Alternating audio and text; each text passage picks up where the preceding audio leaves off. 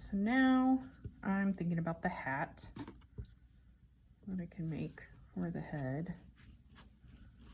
Just kind of rolling that piece of clay out. Sometimes if your clay is thin enough, you don't have to hollow it out. But let's say that I made the top part of this hat, and if I was worried about it being too thick, you can, like sometimes I'll take a little modeling tool, just put a little hole, because if I press that with my thumb, that would be too thick, you know, if you're worried about it. So here's the top part of my hat. If you're going to stretch things, especially this hat, if I want it to look kind of elongated and then kind of drooping down, I take quite a bit of water on my fingers, just kind of slowly stretch it out.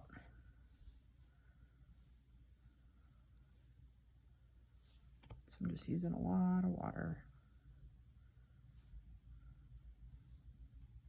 Little wizard hat. Okay, probably gonna put that off to the side because it's kind of gooey now.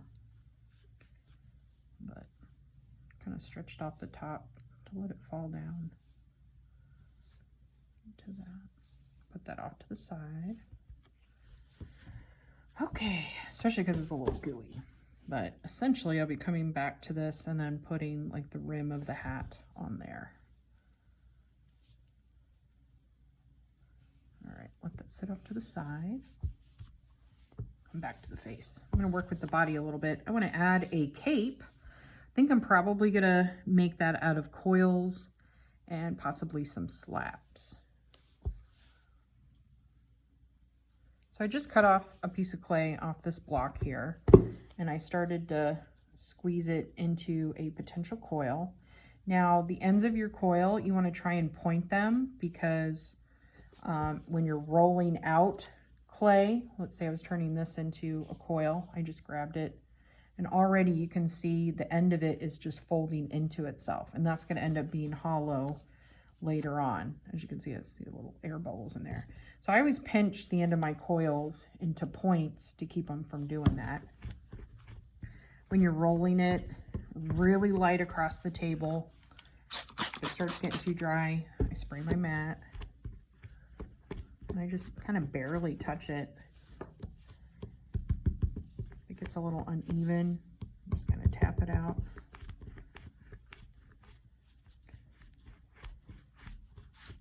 Kind of go from either one side or start in the middle and go to the side, trying to keep it even. I don't need it too thin.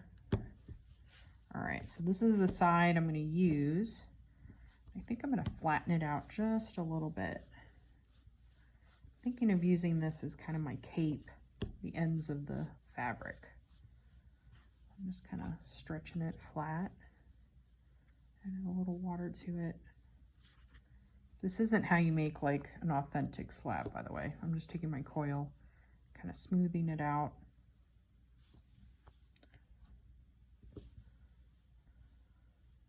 I'm using a little water because it's stretching quite a bit. I don't want it to break, especially since I'm going to be folding it. All right, cutting off the ends. And what I'm going to be doing is adding this kind of like there's a cape overlapping. Instead of putting a big slab and having it cover the back side of it, that's a lot of clay. It could break off. So I'm going to create the illusion that the fabric comes together on the sides, but blended in so it looks like the cape is the back instead of just his body. Not sure if that makes any sense, but I'm gonna do that here. And hopefully that will make sense. So it's kind of like his cape coming around him. These are not arms. It's supposed to be like the fabric separating. So I'm gonna attach this. I'm gonna slip and score. Get my pencil, my fork. Notch the sides. When your clay is the same consistency, a lot of times the slipping and scoring, it still helps, but sometimes you can get away if there's a piece that's really wet. It's the same consistency. It'll probably hold up pretty good. if you don't slip and score the best, but I just always do it just in case. All right, so I have that, like the cloak is coming forward, and see this on the side. I'm going to use my fettling knife or a modeling tool, whichever you feel comfortable with, and I've slipped and scored it, so it should be on both pieces, and I'm going to blend it out. When blending, I kind of go at a diagonal so that it's scraping the clay and filling in the gap. Try to be real careful and gentle with it.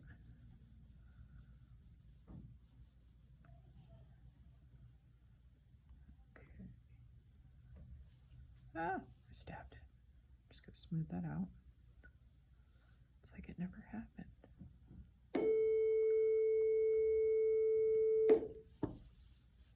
All right, so I got one part of the fabric here. Now I'm going to work on the other side. Okay, so right now I have both of my cape or my cloak, and I'm trying to attach any extra places where they can, because the more they're attached, the more they're likely to stay together. Just kind of smoothing that out. I used a tool to kind of get inside there to kind of attach that a little bit too. On the inside, just a little bit.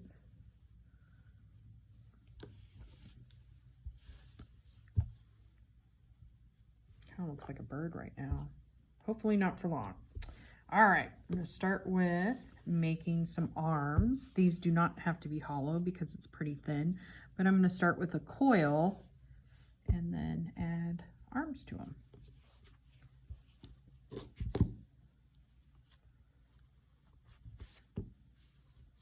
Two arms, similar in size. Gently pinch it and turn it to tiny little coils. I'm still going to keep them rounded, but I want kind of like a long cone shape a little bit, so it looks like the ends of the cloak are kind of hanging down. How'd that happen? We'll come back to that. Next, okay.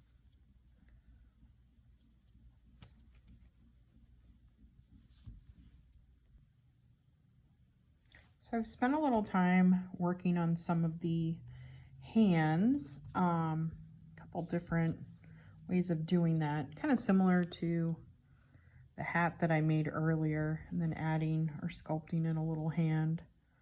So I did it two different ways. Kind of find what works for you. But I modeled a little hand and arm there. They look a little different, so I might try and even them out. But I'm going to slip and score and then attach them. I think I like the left one better than the right. So I wish they kind of matched a little more. When you're attaching things, a lot of times I'll place it there and then just very lightly trace around it so that you know where to put the score, slip and score. So I need to slip and score in here.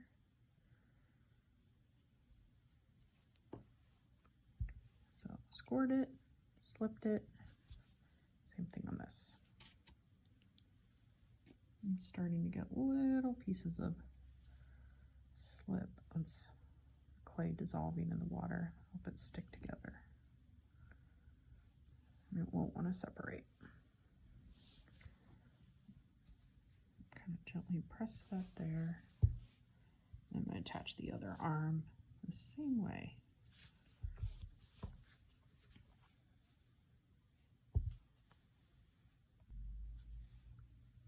All right, so I've attached my arms, and I think I'm going to let that dry a little bit. I kind of blended out the cape a little bit where it's attached, sculpt a little bit on the arms, or I should say the hands. When it's really wet like this, it's important to reach a consistency where it's bone dry and just sitting out. It'll dry out, but I know with the delicate details that I want to sculpt in, I'm going to need to wait till it's leather hard. Like if this is bending, you know, those are areas that are going to be pretty fragile, but I want that to set up that that's not moving anymore before sculpting. A few more details. A couple things that I want to add to it. Probably some little feet. Makes it look like it's wearing shoes. So those are some things that I'm going to add. Little feet here. Add some shoes. And then work on my head where I'm going to add some beard, the face, and eventually add my hat with a coil that wraps around it for the brim of the hat. So slowly coming together.